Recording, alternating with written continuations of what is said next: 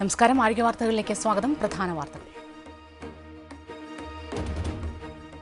വിഷാദരോഗം തലച്ചോറിന്റെ ഘടനയിൽ മാറ്റം വരുത്തുമെന്ന പഠനങ്ങൾ.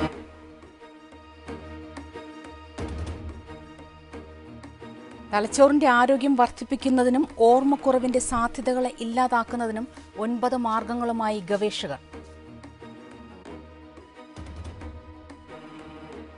ഗർഭാവസ്ഥയിൽ അമ്മമാർ ഉയർന്ന കൊഴുപ്പടങ്ങിയ ഭക്ഷണം കഴിക്കുന്നത് കുഞ്ഞുങ്ങളുടെ മാനസികാവസ്ഥയെ ബാധിക്കും.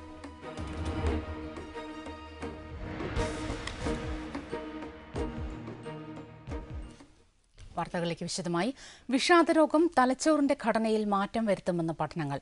വൈദ്യുത തരംഗങ്ങളിലൂടെ നാഡീകോശങ്ങൾ പരസ്പരം ആശയവിനിമയം നടത്തുന്ന വൈറ്റ് മാറ്ററിലാണ് ഘടനാമാറ്റം കണ്ടെത്തിയത്.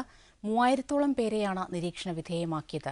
ഗ്ലാസ്ഗോ സർവകലാശാലയിലെ ഗവേഷകരാണ് ഡിഫ്യൂഷൻ ടെൻസർ ഇമേജിംഗ് എന്ന സാങ്കേതിക വിദ്യയിലൂടെ പഠനം നടത്തിയത്. 3500-ലേറെ പേരെ പഠന വിധേയമാക്കി. സയന്റിഫിക് റിപ്പോർട്ട് ജേർണലിൽ ഇത് സംബന്ധിച്ച പഠനം പ്രസിദ്ധീകരിച്ചിട്ടുണ്ട്. തലച്ചോറിന്റെ ആരോഗ്യം വർദ്ധിപ്പിക്കുന്നതിനും ഓർമ്മക്കുറവിന്റെ സാധ്യതകളെ ഇല്ലാതാക്കുന്നതിനും 9 മാർഗങ്ങളുമായി ഗവേഷകർ. ഈ മാർഗങ്ങളിലൂടെ ഓർമ്മക്കുറവിന്റെ സാധ്യതകളെ 1/3 കുറയ്ക്കാമെന്ന് ഗവേഷകർ ചൂണ്ടിക്കാട്ടുന്നു. ലാൻസെറ്റിലാണ് ഇത് സംബന്ധിച്ച റിപ്പോർട്ട് പ്രസിദ്ധീകരിച്ചിരിക്കുന്നത്. മധ്യവയസ്സിലുണ്ടാകുന്ന കേൾവിക്കുറവ്, തുടർ വിദ്യാഭ്യാസ മുടങ്ങൽ, പുകവലി, വിഷാദരോഗത്തിന് കൃത്യമായ ചികിത്സ എടുക്കാതിരിക്കുക, വ്യായാമമില്ലായ്മ, സാമൂഹികമായ ഒറ്റപ്പെടൽ, ഉയർന്ന രക്തസമ്മർദ്ദം, പൊണ്ണത്തടി, പ്രമേഹം ഈ 9 ഘടകങ്ങൾ നിയന്ത്രണാധീനമാക്കിയാൽ ഓർമ്മക്കുറവ് 1/3 കുറയ്ക്കാമെന്നാണ് ഗവേഷകർ പറയുന്നത്. ലണ്ടനിൽ നടക്കുന്ന അൽസൈമേഴ്സ് അസോസിയേഷൻ ഇന്റർനാഷണൽ കോൺഫറൻസിൽ റിപ്പോർട്ട് അവതരിപ്പിക്കും. നെഞ്ചുവേദനയെക്കുറിച്ച് ആരോഗ്യ വാർത്തകൾ ഇന്ന് ചർച്ച ചെയ്യുന്നു. ചർച്ചയിൽ പങ്കെടുക്കുന്നത് Kochi Amrita institute of medical സയൻസസിലെ എമർജൻസി മെഡിസിൻ വിഭാഗം അസിസ്റ്റന്റ് പ്രൊഫസർ ഡോക്ടർ ഭരത് പ്രസാദാണ്. ഡോക്ടർ, ആരോഗ്യ വാർത്തകളിലേക്ക് സ്വാഗതം. ഡോക്ടർ, നെഞ്ചുവേദന ഉണ്ടാകാനുള്ള പ്രധാന കാരണങ്ങൾ എന്തൊക്കെയാണ്?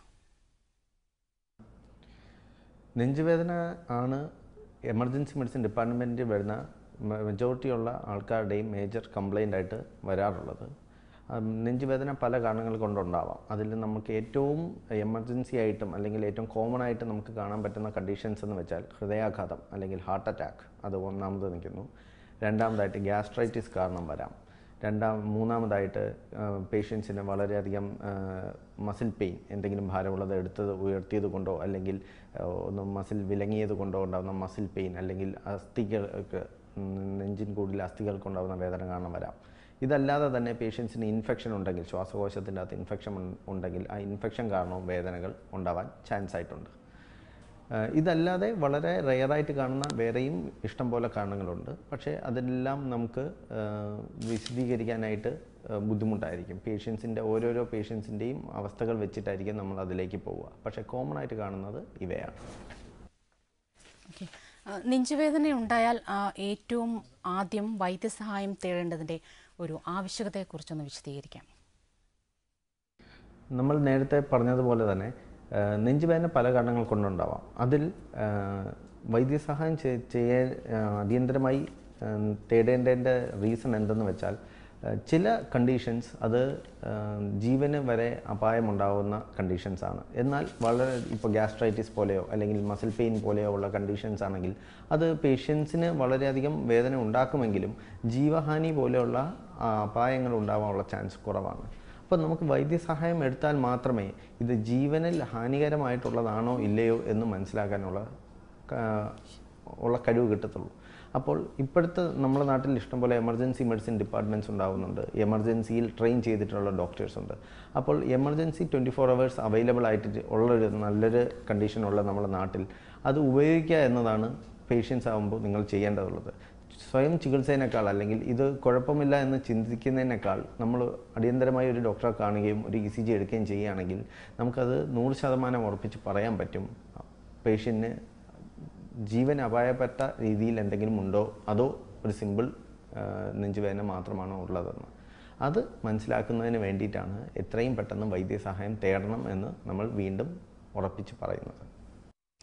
ഹൃദ്രോഗവും ഹൃദയാഘാതവും ഇത് രണ്ടും വ്യത്യസ്തമല്ലേ? ഹൃദയാഘാതത്തെക്കുറിച്ച് ഒന്ന് വിശദീകരിക്കും. ഹാർട്ട് അറ്റാക്ക് എന്ന് പറയുമ്പോൾ നെഞ്ചുവേദനയുള്ള പല പേഷ്യൻസിൻ്റെയും വിചാരം അവർക്ക് ഹാർട്ട് അറ്റാക്ക് വരുന്നു എന്നാണ്. എന്നാൽ എല്ലാ നെഞ്ചുവേദനയും ഹാർട്ട് അറ്റാക്ക് ആവണമെന്നില്ല.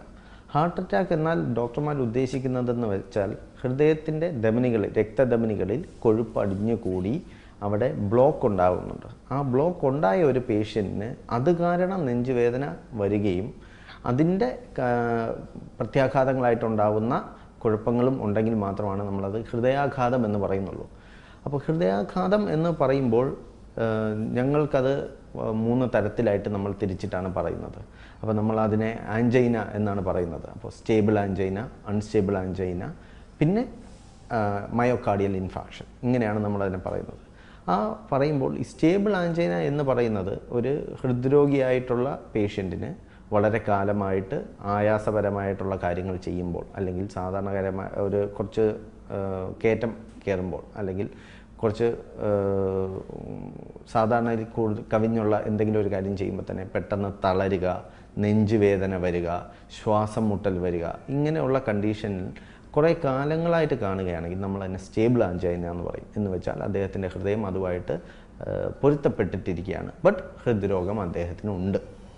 രണ്ടാമത്തത് അൺസ്റ്റേബിൾ ആൻജൈന. അൺസ്റ്റേബിൾ ആൻജൈന എന്ന് നമ്മൾ ഉദ്ദേശിക്കുന്നത് എന്തെന്ന് വെച്ചാൽ ഹൃദ്രോഗമുള്ള ഒരാൾക്ക് പെട്ടെന്ന് വേദന വരിക, പ്രതീക്ഷിക്കാതെ നെഞ്ചുവേദന വരിക, അല്ലെങ്കിൽ ആയാസപ്പെട്ട കാര്യങ്ങളൊന്നും ചെയ്യുന്നില്ല എന്നിട്ടും നെഞ്ചുവേദന വരിക, വെറുതെ ഇരിക്കുമ്പോൾ റെസ്റ്റ് പെയിൻ വരിക, ഇല്ലെങ്കിൽ വളരെയധികം നേരത്തെ ചെയ്യാൻ പറ്റിയിരുന്ന ഒരു കാര്യം, ഇപ്പോൾ നേരത്തെ 500 മീറ്റർ അല്ലെങ്കിൽ 1 കിലോമീറ്റർ നടക്കുമ്പോൾ മാത്രം നെഞ്ചുവേദന വന്നിരുന്ന ഒരാൾക്ക് ഇപ്പോൾ പെട്ടെന്ന് 250 മീറ്റർ നടക്കുമ്പോൾ തന്നെ നെഞ്ചുവേദന വരിക.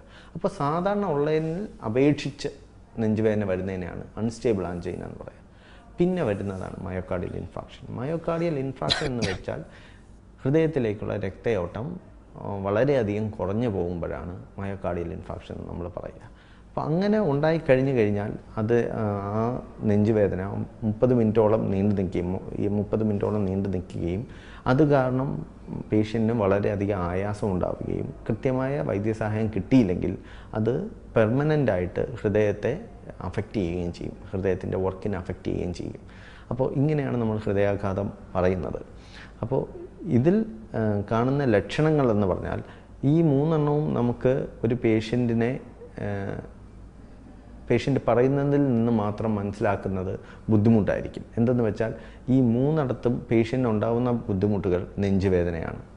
ആയാസമുള്ളപ്പോൾ എടുക്കുന്ന നെഞ്ചുവേദന, ഇല്ലെങ്കിൽ ആയാസം എടുക്കുമ്പോൾ ശ്വാസം മുട്ടുക, ഇതായിരിക്കും പേഷ്യൻ്റ് ഉണ്ടാവുക. പക്ഷേ ഒരു ആശുപത്രി ചെന്ന് കഴിഞ്ഞ് നമ്മൾ അതിൻ്റെ ടെസ്റ്റുകൾ, ECG പോലുള്ള ടെസ്റ്റുകൾ ചെയ്ത് കഴിഞ്ഞിട്ട് നമുക്കിതിൽ ഏതാണ് എന്ന് പേഷ്യൻറ്റിനോട് 100% ഉറപ്പിൽ പറയാൻ പറ്റും. പിന്നെ പേഷ്യൻ്റെ ഭാഗത്തു നിന്ന് മനസ്സിലാക്കേണ്ട കാര്യങ്ങളെന്ന് വെച്ചാൽ ഹൃദ്രോഗം അല്ലെങ്കിൽ ഹൃദയാഘാതം ഉണ്ടാക്കുന്ന വേദന എന്ന് പറയുമ്പോൾ അതെപ്പോഴും വേദന തന്നെ ആയിരിക്കണമെന്നില്ല. പക്ഷേ പേഷ്യൻറ്റിന് സാധാരണഗതിയിൽ എമർജൻസി വരുന്ന പേഷ്യൻസ് കൂടുതലും പറയുന്നത് നെഞ്ചിൻ്റെ പുറത്ത് ഭാരം ഇരിക്കുന്ന പോലെയാണ്, കല്ല് കെട്ടിവെക്കുക അല്ലെങ്കിൽ അമർത്തിപ്പിടിക്കുക, അങ്ങനെ ഭാരം തോന്നിപ്പിക്കുന്നു എന്നാണ് വേദനയേക്കാൾ കൂടുതലായിട്ട് പേഷ്യൻസ് പറയുക. അത് തന്നെ ആവണമെന്നില്ല. നമ്മളിപ്പോൾ കോമൺ ആയിട്ട് കേൾക്കുന്നത് നെഞ്ചിൻ്റെ പുറത്ത് വേദന വരും, അത് ഇടത്തെ കൈയിലേക്ക് പടരും, അപ്പോൾ അതാണ് നെഞ്ചുവേദന. അത് മാത്രമാവണമെന്നില്ല. ഇടത്ത് കൈയോ വലത്ത് കൈയോ മരവിക്കുന്നതോ, അല്ലെങ്കിൽ കഴുത്തിന് ചുറ്റും മുറുക്കെ പിടിക്കുന്ന പോലെ തോന്നുന്നതോ, അതോ അല്ലെങ്കിൽ തോളലിൻ്റെ പിറകെ വേദന വരുന്നതോ നമുക്ക് നെഞ്ചുവേദനയുടെ തന്നെ ഭാഗമായിട്ട് കണക്കാക്കേണ്ടി വരും. പ്രത്യേകിച്ചും നമ്മൾ ഒരു മുതിർന്ന പൗരനിലോ അല്ലെങ്കിൽ ഡയബറ്റിസ്, കൊളസ്ട്രോൾ അല്ലെങ്കിൽ പ്രമേഹം, BP യുടെ അസുഖമുള്ളവർക്കോ ആണെങ്കിൽ നെഞ്ചുവേദനയായിട്ട് തന്നെ അത് കണക്കാക്കേണ്ടി ഇരിക്കുന്നു. ഡോക്ടർ, ഏതൊക്കെ അവസ്ഥയിലുള്ള ആളുകൾക്കാണ് ഹാർട്ട് അറ്റാക്ക് വരാനുള്ള സാധ്യത കൂടുതലായി കണ്ടുവരുന്നത്? ഹാർട്ട് അറ്റാക്ക് കോമൺ ആയിട്ട് കാണാൻ സാധിക്കുന്നത് ഡയബറ്റിസ് ഉള്ള പേഷ്യൻസിനും BP കൂടുതലായിട്ട് കാണുന്ന പ്രഷറിൻ്റെ അസുഖമുള്ള പേഷ്യൻസിനും കൊളസ്ട്രോളിൻ്റെ അസുഖമുള്ള പേഷ്യൻസിലുമാണ്. എന്നാൽ ഇവരിൽ തന്നെ എപ്പോഴും കാണണമെന്നില്ല. സാധാരണഗതിയിൽ നമ്മൾ പറയുന്നത് 60 വയസ്സിൽ മുകളിലുള്ളവർക്കാണ് ഹാർട്ട് അറ്റാക്ക് വരുന്നതെന്നാണ്. പക്ഷേ അത് തീർത്തും തെറ്റാണ്. ഇന്നത്തെ കാലത്ത് വളരെ യങ് ഏജിൽ, വളരെ പ്രായം കുറഞ്ഞവരിൽ പോലും ഹാർട്ട് അറ്റാക്ക് നമ്മൾ കണ്ടുപിടിക്കുന്നുണ്ട്. അതുകൊണ്ട് തന്നെ 40 വയസ്സിൽ കൂടുതലുള്ള ഒരാളാണെങ്കിൽ, പ്രത്യേകിച്ച് പുരുഷനാണെങ്കിൽ, നമ്മൾ നെഞ്ചുവേദന വന്നു കഴിഞ്ഞാൽ അത് ഹൃദയാഘാതമാണോ എന്ന് നോക്കേണ്ടത് അത്യാവശ്യമാണ്. അതേസമയം സ്ത്രീകളിലാണെങ്കിൽ അവർക്ക് യൂഷ്വലി ഹൃദയാഘാതം മൂലമുണ്ടാകുന്ന ബുദ്ധിമുട്ടുകൾ ഉണ്ടാകാൻ 50 വയസ്സിൽ കൂടുതലാണ് സാധാരണ ഗതിയിൽ വരാറ്. അവർക്ക് അതിൻ്റെ താഴെ വരാനുള്ള ചാൻസുകൾ കുറവാണ്.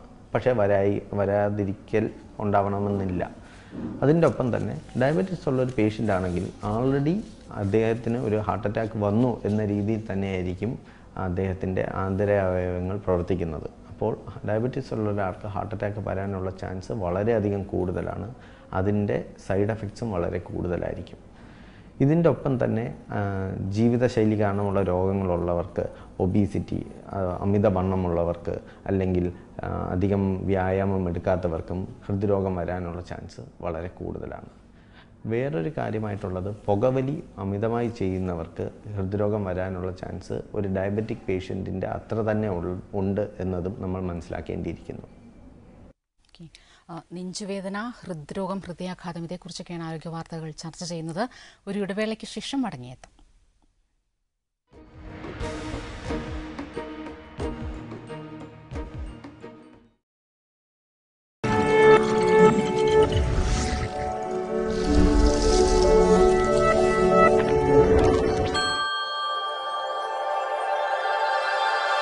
എല്ലാ പുഴകൾക്കുമുണ്ട് ഒരു കഥ പറയാൻ. എല്ലാ മലകളിലുമുണ്ട് ഈശ്വര സാന്നിധ്യം. ആദ്യം അറിയേണ്ടത് ഈ പ്രകൃതിയെയാണ്.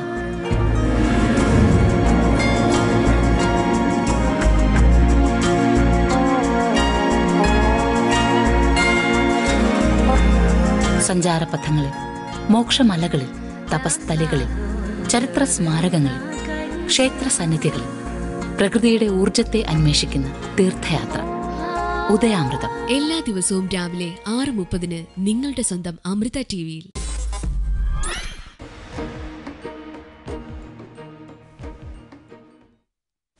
തിരികെ സ്വാഗതം ചർച്ചയിലേക്ക്. ഡോക്ടർ, പലപ്പോഴും ഈ ഗ്യാസ് ട്രബിൾ മൂലമുള്ള നെഞ്ചുവേദനയെ ഹാർട്ട് അറ്റാക്ക് എന്ന തരത്തിൽ ഹാർട്ട് അറ്റാക്കിൻ്റെ വേദനയുമായി താരതമ്യപ്പെടുത്തി തെറ്റിദ്ധരിക്കപ്പെടാറുണ്ട് നല്ലൊരു ശതമാനം പേരും. ഇത് രണ്ടും തമ്മിലുള്ള, ഹാർട്ട് അറ്റാക്ക് മൂലമുള്ള നെഞ്ചുവേദനയും ഗ്യാസ് ട്രബിൾ മൂലമുള്ള നെഞ്ചുവേദനയും തമ്മിലുള്ള വ്യത്യാസം ഒന്ന് വിശദീകരിക്കാം. ഗ്യാസ്ട്രൈറ്റിസ് അല്ലെങ്കിൽ ഗ്യാസ് ട്രബിൾ മൂലമുള്ള നെഞ്ചുവേദനയും ഹൃദയാഘാതം മൂലമുള്ള നെഞ്ചുവേദനയും ഏകദേശം ഒരേപോലെ ആയിരിക്കും പേഷ്യൻസിന് തോന്നാറുള്ളത്.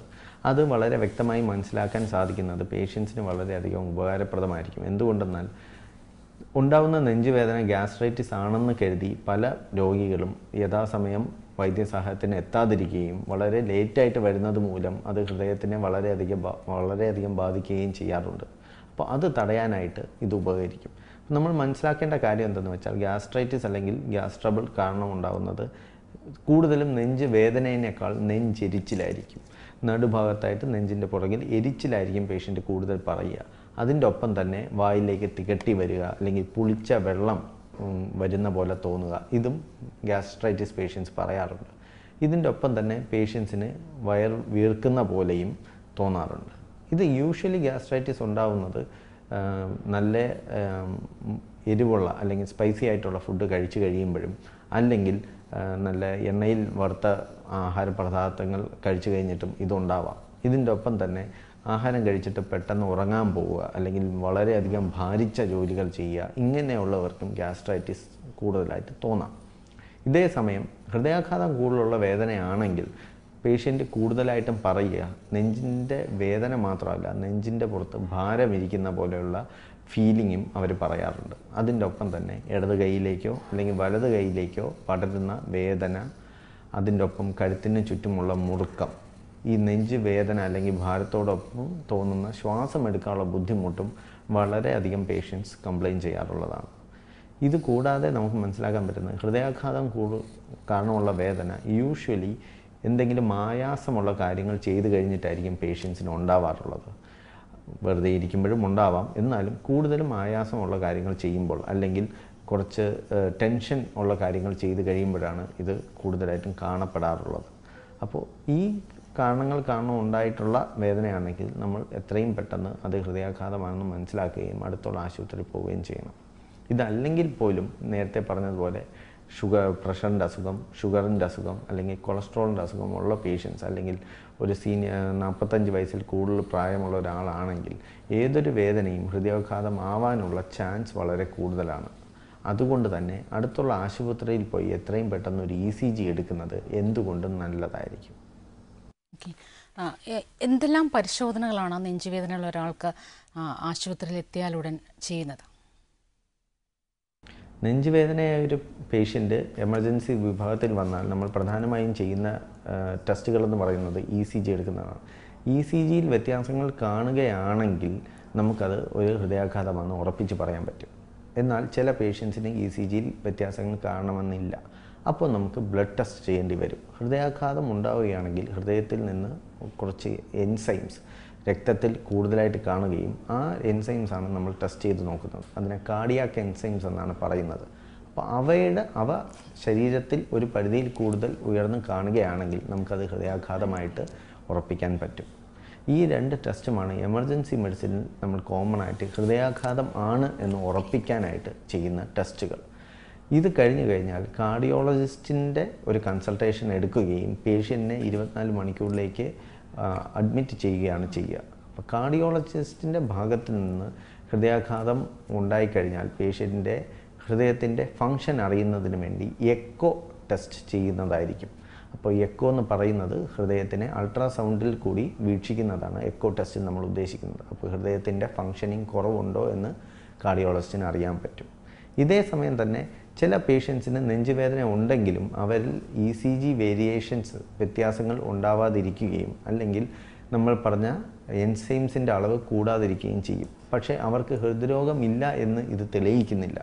അത് തെളിയിക്കുന്നത് അവർക്കപ്പോൾ ഹൃദയാഘാതം ഇല്ല എന്ന് മാത്രമാണ്. അപ്പോൾ നമ്മൾ ഹൃദ്രോഗമുണ്ടോ എന്നറിയാനായിട്ട് ആ പേഷ്യൻസിനെ വേറൊരു ദിവസത്തേക്ക് കാർഡിയോളജിയിൽ OPDയിലേക്ക് വിടുകയും അവിടെ TMT ടെസ്റ്റ് എന്ന് പറയുന്ന ടെസ്റ്റ് എടുക്കുകയും ചെയ്യും. TMT ടെസ്റ്റ് എന്ന് പറയുന്നത് നമ്മൾ സാധാരണ ECG എടുക്കുമ്പോൾ പേഷ്യൻറ്റിന് ആയാസമുള്ള കാര്യങ്ങളൊന്നും ചെയ്യുന്നില്ല. അപ്പോൾ ചിലപ്പോൾ ഹൃദയാഘാതം ഉണ്ടെങ്കിലോ അല്ലെങ്കിൽ ഹൃദ്രോഗമുണ്ടെങ്കിലോ അത് ചിലപ്പോൾ കാണണമെന്നില്ല. പക്ഷേ TMT ടെസ്റ്റിൽ നമ്മൾ പേഷ്യൻറ്റിനെ ഒരു ട്രെഡ്മിൽ നടത്തിക്കൊണ്ട് ECG എടുക്കുകയാണ് ചെയ്യുന്നത്. അപ്പോൾ നടക്കുന്നതിൻ്റെ വേഗത കൂടുന്നതനുസരിച്ച് ആയാസം കൂടുമ്പോൾ ഹൃദയത്തിന് എന്തെങ്കിലും ഹൃദയാഘാതത്തിൻ്റെ അവസ്ഥകൾ വരുന്നുണ്ടോ എന്നാണ് നമ്മൾ നോക്കാൻ ചെയ്യുന്നത്. ഓക്കെ, ഇപ്പോൾ ഹൃദയാഘാതം സംഭവിച്ചു കഴിഞ്ഞാൽ ഏറ്റവും ആദ്യമായി അടിയന്തരമായി ചെയ്യുന്ന ചികിത്സാവിധി എന്താണ്? ഹൃദയാഘാതത്തിനുള്ള അടിയന്തര ചികിത്സാവിധി എന്ന് പറയുന്നത് 2 രീതിയിലാണുള്ളത്. ഒന്ന് നമുക്ക് മെഡിസിൻ കൊടുക്കുന്നതും രണ്ടാമത് നമുക്ക് ആൻജിയോപ്ലാസ്റ്റി എന്ന് പറയുന്ന ട്രീറ്റ്മെൻറ്റുമാണ് ഉള്ളത്. ഇതിൽ പേഷ്യൻസ് മനസ്സിലാക്കേണ്ട കാര്യം ഹൃദയാഘാതം വന്നാൽ എത്രയും പെട്ടെന്ന് അടുത്തുള്ള ഒരു ആശുപത്രിയിൽ എത്തുക എന്നതാണ്. ഏത് ആശുപത്രി എന്നത് തീർത്തും നിർണായകമായിട്ടുള്ളതല്ല. എന്തെന്ന് വെച്ചാൽ ഏതൊരു ആശുപത്രി ചെന്നാലും നമ്മുടെ കേരളത്തിൽ ഇന്ന് ഹൃദ്രോഗമുണ്ട് എന്ന് ഉറപ്പിച്ചിട്ട് ഹൃദയാഘാതമാണ് എന്ന് ഉറപ്പായാൽ അത് രക്തത്തിൻ്റെ ക്ലോട്ട് എന്ന് വെച്ചാൽ കട്ട പിടിച്ചത് അലിയിച്ച് കളയാനുള്ള മരുന്ന് അവൈലബിൾ ആയിട്ടുണ്ട്. അപ്പോൾ രക്തത്തിൻ്റെ ക്ലോട്ട് അലിയിക്കാനുള്ള മരുന്ന് കൊടുക്കാനുള്ള സംവിധാനം ചെയ്യാൻ പറ്റും.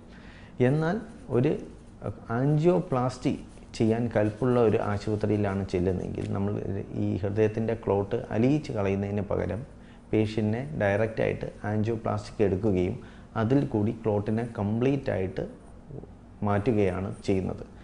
എന്തുകൊണ്ടും രക്തം അലിയിച്ച് കളയുന്ന എന്ന് വെച്ചാൽ ത്രോംബോലൈസിസ് എന്ന് പറയുന്ന ചികിത്സാ രീതിയിനേക്കാൾ ആൻജിയോപ്ലാസ്റ്റി ചെയ്യുന്നതാണ് നല്ലത്. എന്നാൽ എല്ലാ പേഷ്യൻസിനും ഒരേ സമയം പെട്ടെന്ന് ആൻജിയോപ്ലാസ്റ്റി ചെയ്യാൻ കെൽപ്പുള്ള ആശുപത്രിയിലെത്താൻ പറ്റായികയുള്ളതുകൊണ്ട് എത്രയും പെട്ടെന്ന് അടുത്തുള്ള ആശുപത്രിയിൽ എത്തുകയാണ് മനസ്സിലാക്കേണ്ട ഏറ്റവും നിർണായകമായുള്ള കാര്യം.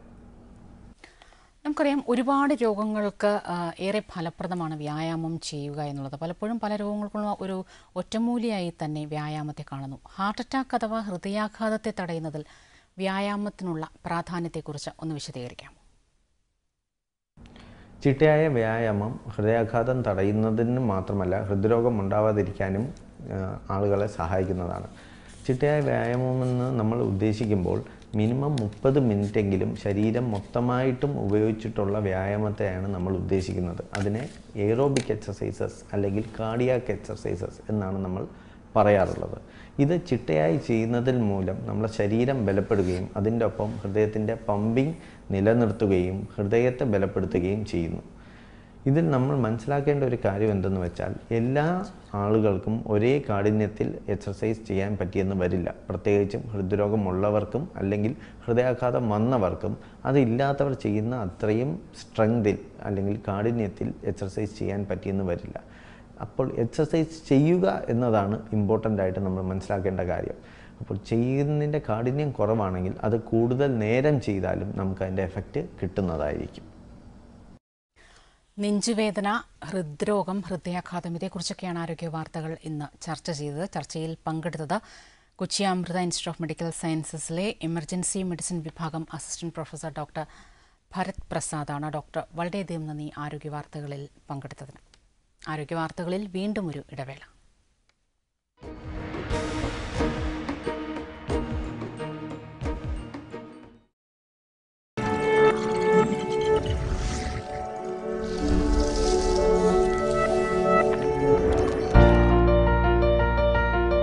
പാചകകലയിലെ വ്യത്യസ്ത രുചികൾ ആനിയുടെ പൊടിക്കൈയുമായി കൂട്ടിയിണക്കുന്ന അത്താഴ വിരുന്ന്. മലയാളികളുടെ പ്രിയ താരങ്ങൾ അവരുടെ വിശേഷങ്ങളുമായി ആനിക്കൊപ്പം ചേരുന്നു. രുചികരവും ആരോഗ്യപ്രദവുമായ വിഭവങ്ങളുടെ അടുക്കള. എനിക്ക് വേണ്ട പോഷകങ്ങൾ കംപ്ലീറ്റ് പണ്ടത്തെ സിനിമയിലൊക്കെ അഭിനയിച്ചു. ആന്റിയുടെ സിനിമ ഇഷ്ടമാണോ? പക്ഷെ എന്നെ കണ്ടിട്ടില്ല. ആനി വർത്തമാനം പറയുന്നില്ലാണ് എനിക്ക്. വീട്ടമ്മമാരുടെ എക്കാലത്തെയും പ്രിയപ്പെട്ട കുക്കറി ഷോ ആനീസ് കിച്ചൺ ശനി ഞായർ ദിവസങ്ങളിൽ രാത്രി 7 മണിക്ക്.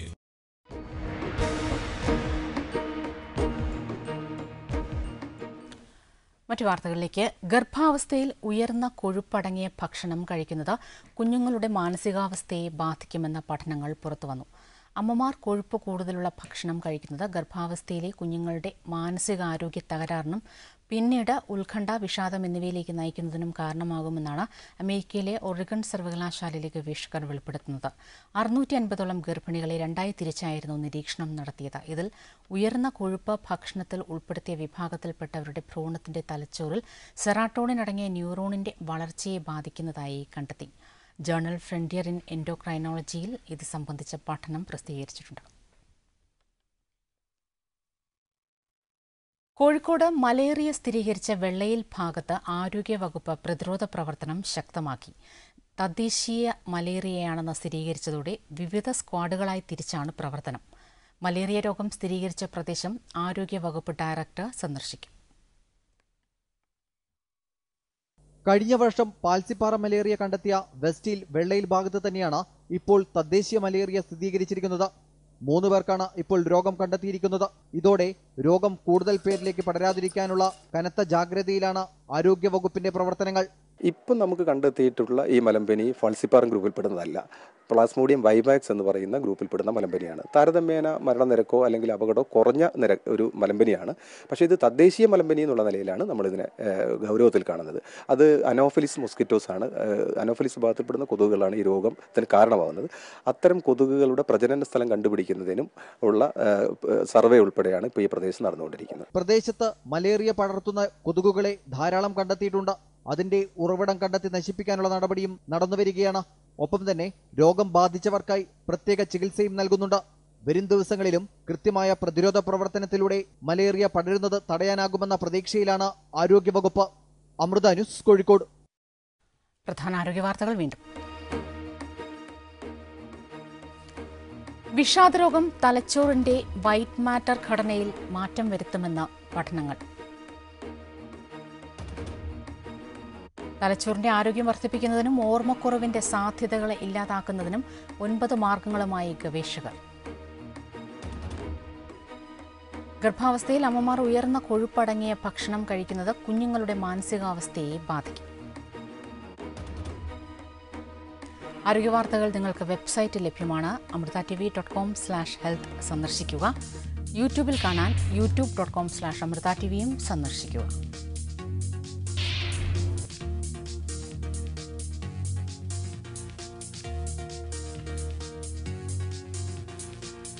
ആരോഗ്യ വാർത്തകൾ വീണ്ടും നാളെ ഉച്ചയ്ക്ക് 12:30 കാണാം. നമസ്കാരം.